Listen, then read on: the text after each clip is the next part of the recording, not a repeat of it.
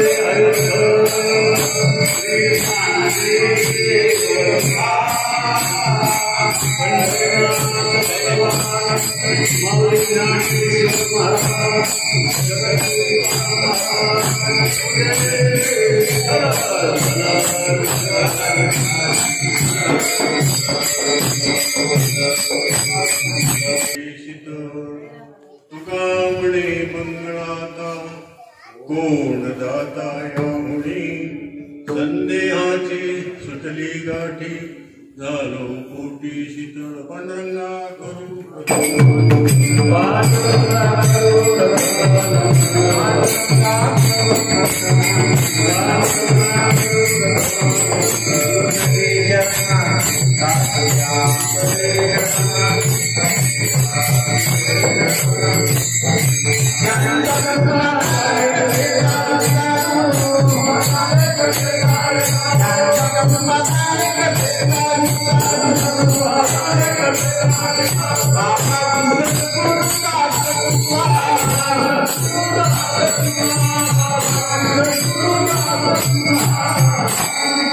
पांडुरंगा करू प्रथम डबड दुसरे चरण संतांच्या त्यांच्या कृपादाने कधीचा विस्तारू बाबाजी सद्गुरु दासत्का पुणे जिल्ह्यामध्ये ठाकूरवाची परंपरा होती वारकरी संप्रदायामध्ये. मुळात वारकरी संप्रदायामध्ये जे 4 फळ होते त्याच्यामध्ये तुकोबाराच्या परंपरेचा देवकरांचा फळ, आजरेकरांचा फळ, वासकरांचा फळ आणि ठाकूर फळ त्याच्यातून हा सगळा विस्तार आहे. योगागन ही मंडळी, असेगावकर मंडळी, शिंदे मंडळी ठाकूरबुवाच्या परंपरेने आलेले यांचे पंजोबा वगैरे असतील, आपेगावकर, त्यांना आमच्या पंजोबाने अनुग्रह दिलेला आणि वारकरी संप्रदायामध्ये वैकुंठवासी हरिभक्तपरायण हरिपंडित महाराज यांचं माझं दर्शन झालेलं भेट झाली. आम्ही जेव्हा तिथून पायी वारीला जातो त्या काळात एकच वाडा होता आणि सर्व मंडळी आपण एकत्र होता. तर आमच्या दिंडीला अनेक काळापासून यांच्याकडेच व्यवस्था आहे. कार्तिकीला जी पंढरपूरला दिंडी जाते यांच्या मासिक श्राद्धाच्या निमित्ताने मला इथे येतात. त्याच्या मागे माझा आनंदच झालेला आहे मला, कारण त्यांनी संत कार्यासाठी जे झटलेले आहेत. संतपर अभंग का घ्यायचा? ज्यांचं जीवन संत कार्यासाठी वाहिलेलं आहे. हरिपंडित महाराजांचं जीवन संत कार्यासाठीच वाहिलेलं होतं. त्यांनी आळंदीमध्ये अभ्यास केला आणि भाग्यवशात ते आमच्या गुरुवर्य व्यंकट स्वामी यांच्या सानिध्यामध्ये राहू शकले. मी नेहमी सांगत असतो, भजनाला जी दिशा दिली वारकरी संप्रदायामध्ये त्यामध्ये व्यंकट स्वामीचा फार मोठा वाटा आहे. आज जे तुम्ही भजन करता, वारकरी भजन, आता नाही गायकी नाही तर ते स्वामीचा प्रसाद आहे. स्वामीचा प्रसाद. आज जे काकडा होते मोठ्या प्रमाणात महाराष्ट्रामध्ये, त्याची गायन योग केलेले स्वामी होते. म्हणून त्यांचं सानिध्य व्यंकट स्वामीजी होते, भाग्य आहे नाही का? तसं ज्यांचं जीवन होतं. मी नाही आज आपण संतपर चिंतन करणार आहोत, याच्यासाठीच करणार आहोत की हरिपंडित महाराजांनी आपल्या जीवनामध्ये संत कार्यासाठी आयुष्य वेचलं होतं, अभ्यास केला होता आळंदीमध्ये. व्यंकट स्वामी सारख्या थोर विभूतीचा त्यांचा संपर्क होता.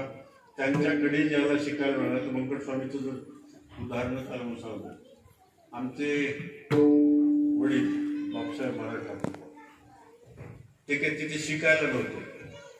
आळंदीला वगैरे शिकायला नव्हतं. त्या काळात फार अवघड होतं शिकायला. त्यांचं शताब्दी वर्ष होऊन गेला, असं काळ गेला. तर त्यांनी आम्हाला कधी कधी म्हणायचं, मी कीर्तन शिकलो नाही, मी कधीतरी व्यंकट स्वामीचं ऐकलेलं आहे आणि त्यातून मला बोध झाला, उपदेश झाला वगैरे. म्हणजे व्यंकट स्वामीचं आमचे वडील म्हणजे महाराष्ट्रातल्या चांगल्या कीर्तनकारामध्ये होते. साधे सुधे कीर्तनकार नव्हते. दांडेकर मामा वगैरे ही मंडळी होती, त्यांच्या बरोबरीचे ते कीर्तनकार होते मराठवाड्यामध्ये. तर त्यांचं नाव फार महत्वाचं होतं. पण त्यांनी सांगायचं, मी कुठं शिकलो म्हणजे शिकलो, फक्त स्वामीचं ऐकायची मला संधी यायची तेव्हा मी स्वामींचं ऐकायचं. आणि अशा थोडं व्यक्तीचं ऐकलं म्हणजे दिशा मिळते, आपल्या विचाराला दिशा मिळते. असो तर हरिपंडित महाराजांचा स्वामींचा सानिध्य असावं, त्यांची पूर्वाच्या परंपरेशी हे घराणं निगडीत असावं आणि त्या निमित्तानं म्हणजे सेवा करण्याची संधी यावी. तर त्याच्यामुळे मला समाधान आहे. विठाला विठाला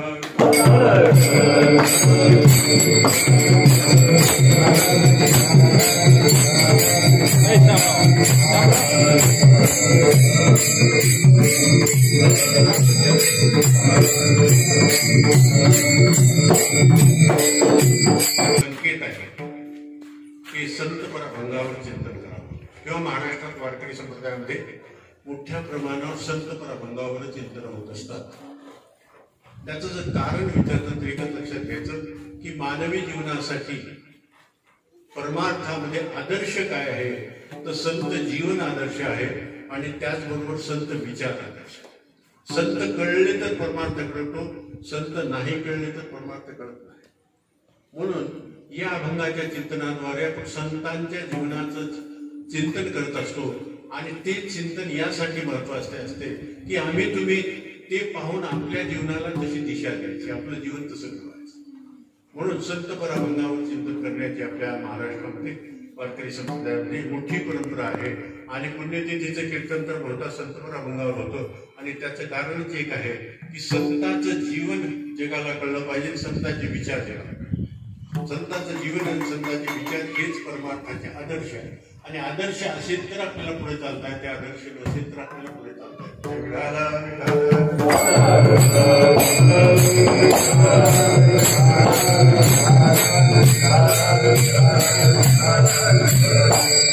या भंगामध्ये पहिल्या चरणामध्ये धन्य काळ संत भेटी, धन्य काळ संत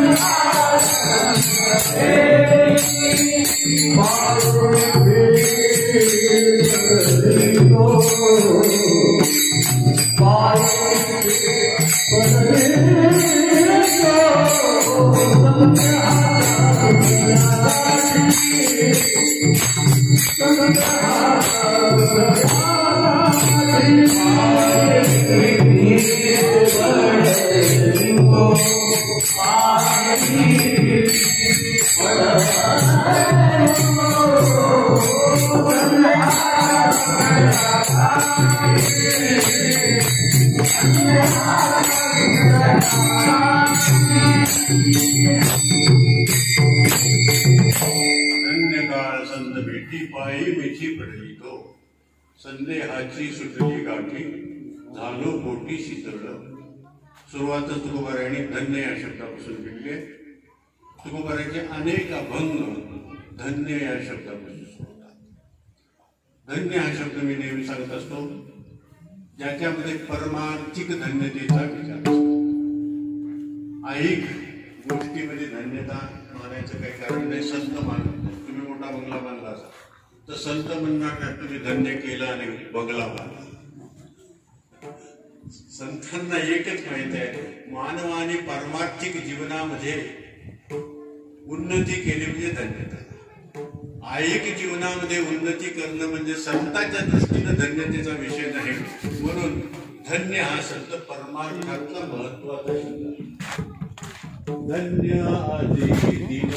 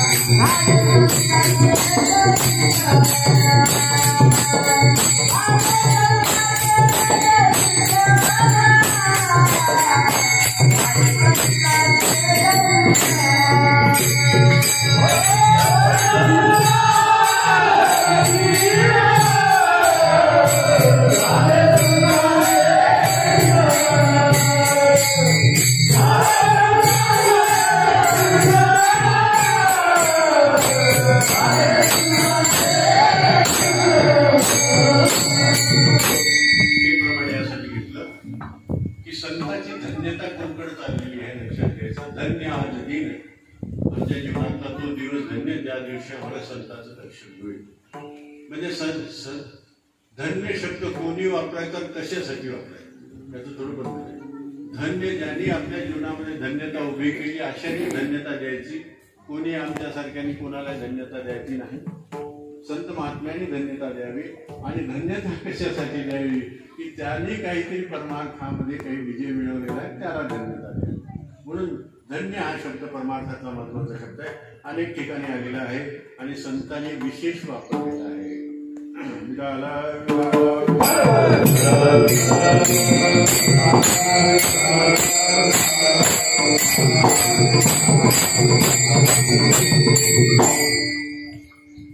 धन्य काळ मोठी गंमत आहे. धन्य काळ काळ शब्द कशाच्या संदर्भात या अभंगामध्ये लक्षात घेतलं पाहिजे. हा जो काळ आहे ना ज्याला टाइम म्हणतो किंवा हा जो कुठून आहे भगवंतापासून आहे. तो भगवंत स्वरूपच आहे. त्याला धन्यता देता येत नाही. त्याला दुष्काळ म्हणता येत नाही. त्याला सुकाळ म्हणता येत नाही. आपण म्हणतो काय दुष्काळ पडला पण दुष्काळ 10-5 गावात असतो. सगळीकडे सुकाळ असतो. मग तुमचा दुष्काळ कुठं आला. म्हणून हा जो काळ शब्द आहे ज्याच्या त्याच्या आयुष्यामध्ये लाभलेलं आयुष्याचा काळ. या काळाशी त्याचा काही संबंध नाही. जो काळ चालत आलेला आहे आणि चालत राहणार आहे. आपण सगळे संपणार आहेत. काळ मात्र चालत राहणार आहे. काळ खातो म्हणलेले ना कारण काळाच्या ओघात तुम्ही संपत असता मग काळ खातो म्हणायचं. दुसरं काही कारण नाही. म्हणून जो काळ आहे त्या काळाची धन्यता नाही. तुम्हाला तुमचं आयुष्य धन्य करायचं आहे. तुम्हाला जो आयुष्य प्राप्त झालंय जो समय मिळालेला आहे या पृथ्वीवर या मृत्यूलोकामध्ये त्या समयाला तुमच्यासाठी धन्य करायचं. नाही तर काळ धन्य म्हणजे हा काळ नाही जो चाललेला आहे ना तो ईश्वर रूप आहे आणि त्याला कुठलीच उपमा देता येत नाही. जे ईश्वराला काय उपमा देणार आपण म्हणून देव म्हणतो मी काळ आहे. मी काळ आहे देवच आहे. म्हणून त्या काळाला कुठलीच उपमा चालत नाही. आपण देत असतो दुष्काळ सुकाळ काय काय अनेक उपमा त्या काळाला दिल्या जातात. पण त्या काळाचा आणि या अभंगामध्ये जो काळ आलेला आहे त्याचा संबंध एवढंच मला सांगितलं.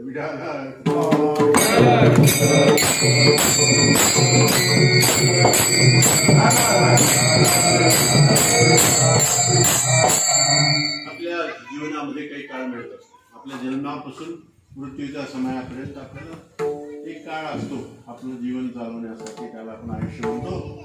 तर त्या आयुष्याचा तो काळ त्या काळाला कधी धन्य म्हणायचं किंवा त्या आयुष्याला कधी धन्य म्हणायचं तर या अभंगामध्ये तो विषय आलेला आहे. म्हणून काळाच्या बाबतीत लक्षात घ्यायचं की मला जे आयुष्य प्राप्त झालेलं आहे आणि ह्या आयुष्याची धन्यता काय आहे तर धन्यता त्याच्यामध्ये धन्य काळ संत भेटी.